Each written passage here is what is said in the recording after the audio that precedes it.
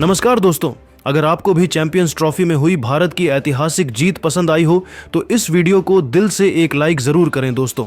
ICC champions trophy 2025 का final और अब तक का सबसे रोमांचक सांसों को रोक देने वाला महामुकाबला आज क्रिकेट इतिहास की दो बड़ी टीमें भारत और न्यूजीलैंड के बीच दुबई इंटरनेशनल स्टेडियम दुबई में खेला गया। ऐसे में मुकाबले की शुरुआत हुई न्यूजीलैंड के टॉस जीतने से। जी हां, आज के इस रोंगटे खड़े कर देने वाले महामुकाबले में कप्तान मिचेल सेंटनर ने टॉस जीता और पहले बल्लेबाजी करने का फैसला किया और विपक्षी टीम भारत को गेंदबाजी के लिए आमंत्रित किया था। फिर मुकाबला शुरू हुआ। रनों की बारिश करने के इरादे से न्यूजीलैंड की ओर से विल यंग और रचिन रविंद्र ओपनिंग बल्लेबाजी करने के लिए मैदान में उतरे दोस्तों।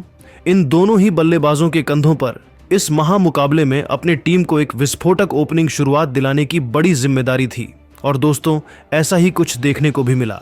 जी हां, मैदान में उतरते ही न्यूजीलैंड के दोनों ही ओपनिंग बल्लेबाजों ने भारतीय गेंदबाजों के खिलाफ अब अपना बेहतरीन खेल दिखाया और शानदार बल्लेबाजी करते हुए बड़े शॉट जड़ना शुरू कर दिया और महज 7 ओवर में ही टीम को 50 रन के पार पहुंचा दिया। दोस्तों, इस फाइनल मुकाबले में न्यूजीलैंड के ओपनिंग बल्लेबाज रचिन रविंद्र कुछ अलग ही अंदाज में आज मैदान में नजर आ रहे थे। जी हां, क्योंकि हर ओवर में उनके बल्ले से कभी चौका तो कभी छक्का देखने को मिल रहा था, जिस कारण काफी तेज गति से न्यूजीलैंड की टीम आगे बढ़ रही थी।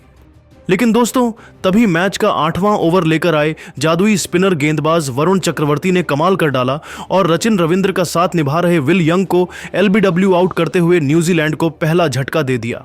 आपको बता दें, विल यंग 15 रन की पारी खेल आउट हुए।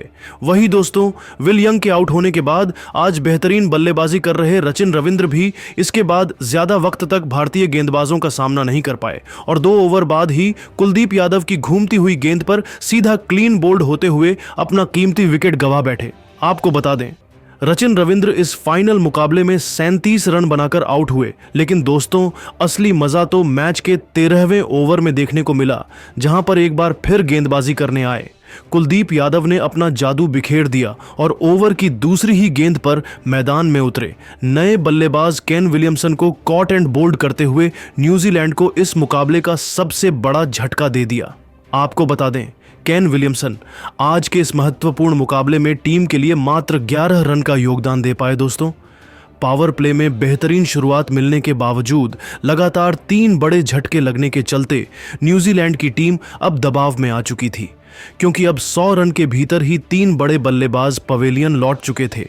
ऐसे में दोस्तों, अब न्यूजीलैंड की ओर से मैदान में उतरे टॉम लेथम और डैरेल मिचेल। लग रहा था इन दोनों ही अनुभवी बल्लेबाजों से बेहतरीन साझेदारी अब मैदान में देखने को मिलेगी। लेकिन दोस्तों, गेंदबाजों की घूमती हुई गेंद के सामने दोनों ही बल्लेबाजों को बड़ा शॉट तो छोड़ो, इक्का दुक्का रन बटोरने में भी काफी ज्यादा कठिनाई का सामना करना पड़ रहा था, जिस कारण दबाव बढ़ता गया और दोस्तों, इसी दबाव का फायदा उठाया मैच का 24वां ओवर लेकर आए सर रविंद्र जडेजा ने, जिन्होंने ओवर की तीसरी गेंद पर ही टॉम लेथम को एलबीडब्ल्यू आउट करते हुए भारतीय टीम को चौथी सफलता दिला दी। आपको बता दें, टॉम लेथम 14 रन बनाकर पवेलियन लौटे। फिर अब डैरेल मिचेल का साथ निभाने मैदान में उतरे विस्फोटक बल्लेबाज ग्लेन फिलिप्स। जरूरत थी एक साझेदारी की और दोस्तों, ऐसा ही कुछ इसके बाद मैदान में मौजूद इन दोनों ही बल्लेबाजों से देखने को भी मिला। जी हां, भले ही धीमी गति से, लेकिन इसके बाद इन दोनों ही खिलाड़ियों ने भारतीय गेंदबाजों का सूझबूझ के साथ सामना किया और एक बार फिर न्यूजीलैंड का स्कोर बोर्ड आगे बढ़ाना शुरू कर दिया और कुछ ही देर बाद टीम को 150 रन के पार भी पहुंचा दिया। दोस्तों, एक वक्त पूरी तरीके से दलदल में पहुंच चुकी न्यूजीलैंड की तरफ से अब एक बेहतरीन साझेदारी मैदान में पनपती हुई नजर आ रही थी और अब सेट होने के चलते बीच बीच में दोनों ही बल्लेबाजों से जोरदार चौके भी दुबई के इस मैदान पर देखने को मिल रहे थे, जिस कारण देखते ही देखते इस जोड़ी ने 50 से अधिक रन की साझेदारी भी निभा डाली। दोस्तों, ग्लेन फिलिप्स और डैरेल मिचेल बेहतरीन तरीके से अब टीम को आगे ले जा रहे थे, लेकिन तभी मैच का 38वां ओवर लेकर आए वरुण चक्रवर्ती ने इस जोड़ी को तोड़ दिया। जी हां, और ओवर की 5वीं गेंद पर ग्लेन फिलिप्स को सीधा क्लीन बोल्ड करते हुए न्यूजीलैंड को 5वां झटका दे दिया। आपको बता दें, ग्लेन फिलिप्स ने 34 रन की पारी खेली दोस्तों। रोहित की कप्तानी और भारत की करिश्माई गेंदबाजी के मायाजाल में न्यूजीलैंड की टीम पूरी तरीके से फंस चुकी थी, क्योंकि अब आधा बल्लेबाजी क्रम पवेलियन की राह पकड़ चुका था। ऐसे में अब मैदान में उतरे माइकल ब्रेसवेल। दोस्तों, भले ही एक छोर से न्यूजीलैंड के 5 प्रमुख बल्लेबाज आउट हो चुके थे, लेकिन दूसरी छोर पर खड़े डैरेल मिचेल ने अपने अनुभव का बेहतरीन तरीके से फायदा उठाया और इस फाइनल मुकाबले में अपने बेहतरीन बल्लेबाजी के दम पर कुछ ही देर बाद अपना 50 जड़ दिया। लेकिन दोस्तों, अब टीम इंडिया के सामने एक सम्मानजनक लक्ष्य तक पहुंचना था, तो अब जरूरत थी तेज गति से विस्फोटक अंदाज में बल्लेबाजी करने की, क्योंकि अब महज अंतिम 5 ओवर का खेल बाकी था। परंतु दोस्तों, न्यूजीलैंड रन गति को बढ़ाए उससे पहले ही 46वां ओवर लेकर आए शमी ने न्यूजीलैंड को और एक बड़ा झटका दे दिया और इस ओवर में डैरेल मिचेल को कप्तान रोहित के हाथों कैच आउट करवाते हुए 63 रनों पर पवेलियन का रास्ता दिखा दिया। फिर अब भारतीय गेंदबाजों का सामना करने मैदान में उतरे कप्तान मिचेल सेंटनर डर लग रहा था। अब निचले क्रम के बल्लेबाज न्यूजीलैंड को सम्मानजनक लक्ष्य तक पहुंचाने में भी कामयाब नहीं हो पाएंगे।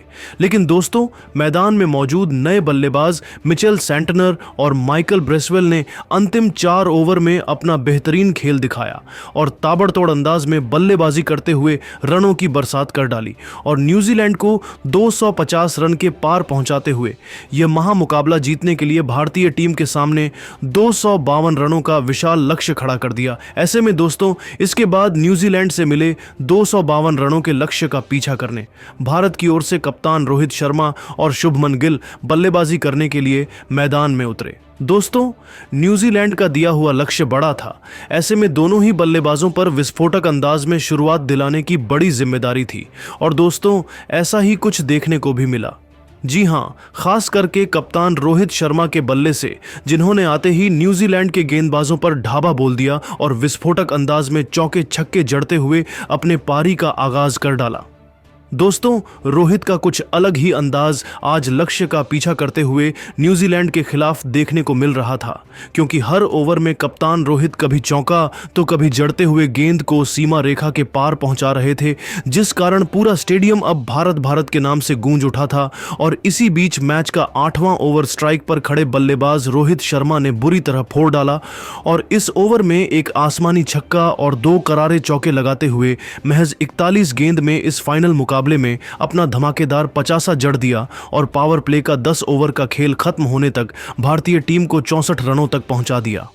दोस्तों, लक्ष्य का पीछा करते हुए भारतीय टीम को जिस शुरुआत की जरूरत थी वह कप्तान रोहित और शुभमन गिल ने अब दिला दी थी।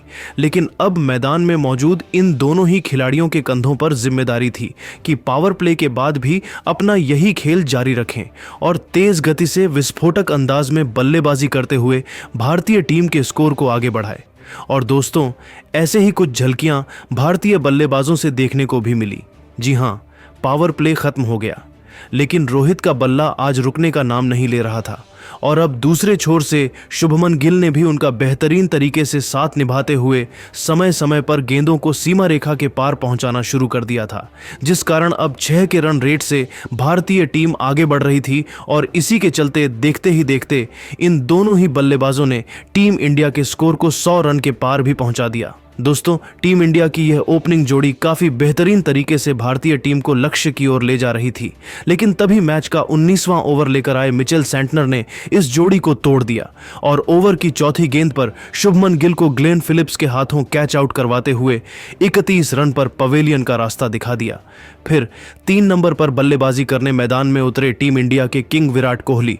लेकिन दोस्तों, इस फाइनल मुकाबले में कोहली टीम के लिए कुछ खास योगदान नहीं दे पाए और 1 ओवर बाद ही माइकल ब्रेसवेल की गेंद पर एलबीडब्ल्यू आउट होते हुए अपना विकेट गंवा बैठे। आपको बता दें, किंग कोहली आज मात्र 1 ही रन बना सके। ऐसे में दोस्तों, लगातार 2 बड़े झटके लग जाने के बाद अब कप्तान रोहित का साथ निभाने मैदान में उतरे श्रेयस अय्यर। फिर यहां से कप्तान रोहित और अय्यर के बीच कुछ देर तक तो बेहतरीन साझेदारी देखने को मिली, लेकिन मैच के 27वें ओवर में टीम के लिए बहुमूल्य पारी खेल रहे रोहित भी अपना धैर्य खो बैठे और आगे बढ़कर गेंद को सीमा रेखा के पार पहुंचाने के चक्कर में स्टंप आउट होते हुए टीम इंडिया को मझधार में छोड़ कप्तान रोहित 76 रन की शानदार पारी खेल आउट हुए। दोस्तों, 3 बड़े बल्लेबाजों को गंवाने के चलते टीम इंडिया अब दबाव में आ चुकी थी। ऐसे में अब जरूरत थी एक साझेदारी की और ऐसा ही कुछ इसके बाद मैदान में मौजूद श्रेयस अय्यर और अक्षर पटेल के बल्ले से देखने को मिला, जिन्होंने इसके बाद न्यूजीलैंड के गेंदबाजों का सूझबूझ के साथ सामना किया और एक बार फिर भारतीय टीम को आगे बढ़ाना शुरू कर दिया। लेकिन दोस्तों अभी अक्षर पटेल का साथ निभा रहे अय्यर गलती कर बैठे और सचिन रविंद्र को एक आसान सा कैच थमाकर 48 रनों पर अपना विकेट गंवा बैठे और साथ ही अगले ओवर में दूसरे छोर पर खड़े अक्षर पटेल भी कैच आउट होते हुए पवेलियन चलते बने, जिस कारण अब मुकाबला रोमांचक मोड़ पर पहुंच गया। अंतिम 5 ओवर में अब भारतीय टीम को 32 रनों की जरूरत थी। मैदान में मौजूद थे विस्फोटक बल्लेबाज केएल राहुल और हार्दिक पांड्या। हार्दिक ने भी तूफानी 18 रन बनाए तो केएल राहुल अंत तक 34 रन बनाकर नाबाद रहे और 9 रन बनाने वाले रविंद्र जडेजा ने विनिंग चौका लगाकर टीम इंडिया की ट्रॉफी का इंतजार खत्म किया और चैंपियंस ट्रॉफी पर इंडिया का नाम सुनहरे अक्षरों में लिखवा दिया। तो दोस्तों इस फाइनल मुकाबले में आप जीत का असली हीरो किस खिलाड़ी को मानते हो? अपनी मूल्यवान राय कमेंट में ज़रूर दीजिएगा और ऐसी ही नई नई और धमाकेदार खबरें सबसे पहले जानने के लिए हमारे इस वीडियो को लाइक और चैनल को सब्सक्राइब करना बिल्कुल भी ना भूले। धन्यवाद।